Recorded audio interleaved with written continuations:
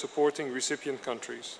A resolution on marine plastic debris and microplastics noted with concern the impact of such materials on the marine environment, fisheries, tourism and development, calling for strengthened action, in particular by addressing such materials at the source.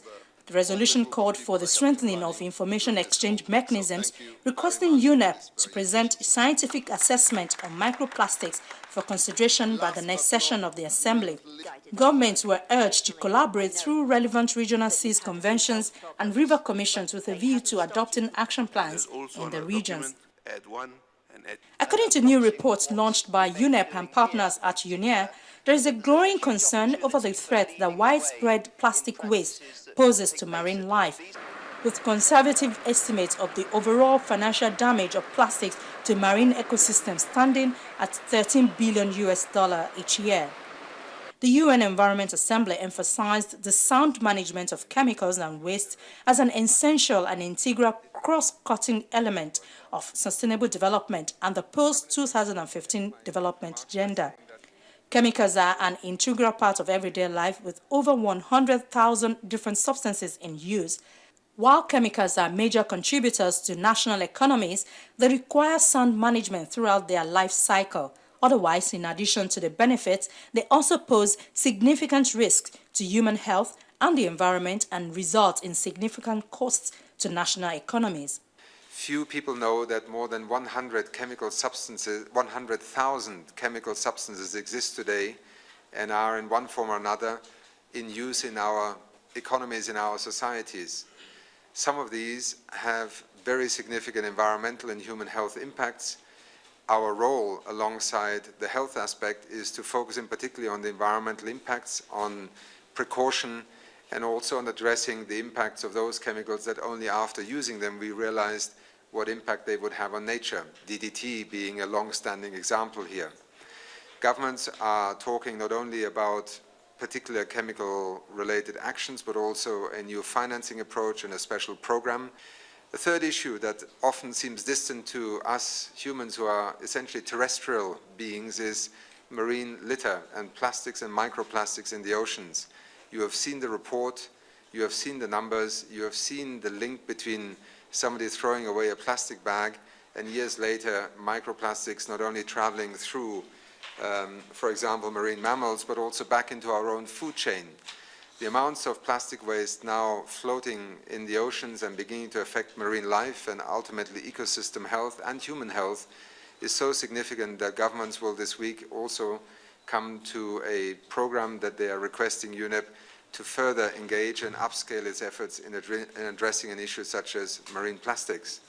UNEA reaffirmed the commitment of member states to the full implementation of the Rio+20 outcome document, The Future We Want, in particular the section on the environmental pillar in the context of sustainable development and paragraph 88 on strengthening and upgrading UNEP. It emphasized the historic importance of convening the first universal session of UNEA as the leading global environmental authority to address global environmental challenges and providing overarching policy guidance within the UN system. It recognized the fundamental role of UNEA in promoting the full integration and coherent implementation of the environmental dimension of sustainable development and its role in advancing solutions for the global environmental agenda. The Assembly also called on member states to accelerate and support efforts for the promotion of sustainable production and consumption patterns, including through resource efficiency and sustainable lifestyles. Other resolutions focus on issues which include urgent action to address climate change through the full cooperation of all countries, including through the full implementation of the UN Framework Convention on Climate Change, fostering and encouraging the development of partnerships to address environmental challenges faced by small island developing states, the need to strengthen the science policy interface as a key means of encouraging more effective policy making on sustainable development at all levels, the need to ensure the full implementation of multilateral environmental agreements and other international and regional environmental commitments, the need to reinforce efforts to halt biodiversity loss and combat desertification and land degradation. In the Committee of the Whole, we discussed very ambitious decisions that were critical if we want to move the environmental agenda forward. We also approved the program of work and budget for the biennium 2016-2017. In the next 2 years period, it will be a period in which I believe great things can be and must be achieved. As President of the Environment Assembly, together with the Bureau and the Executive Director, we will spare no efforts to intensify our efforts to implement the decisions that you have taken in a timely, efficient, and effective manner.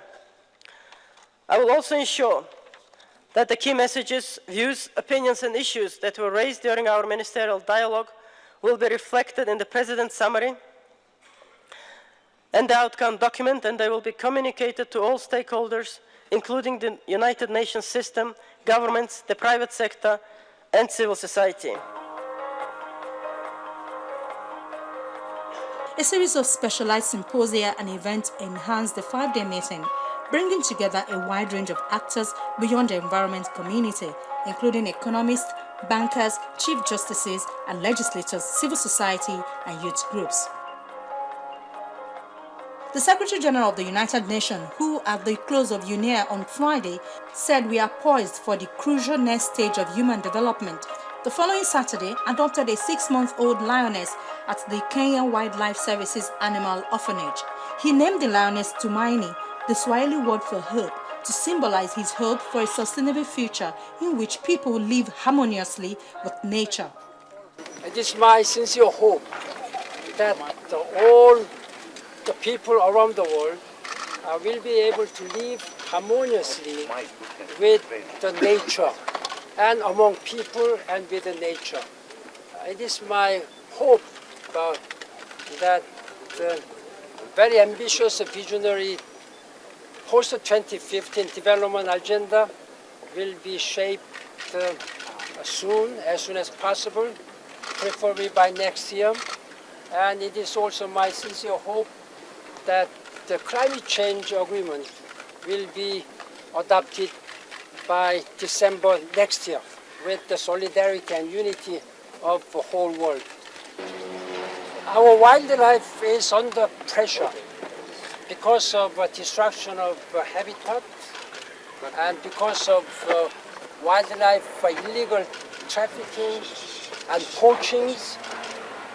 This lion is a threatened species, and there are many endangered species and threatened species, and we have to protect these animals.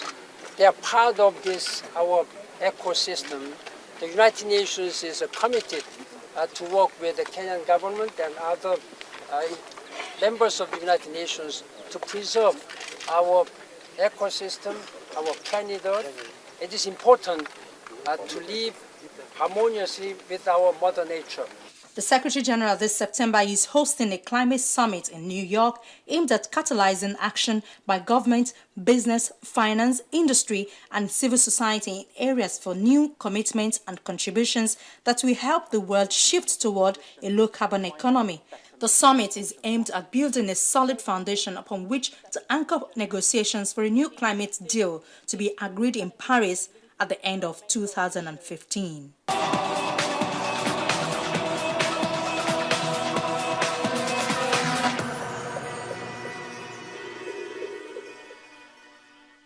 As delegates leave Nairobi, they were expected to urge their government to make good the agreements they have reached towards a life of dignity for all.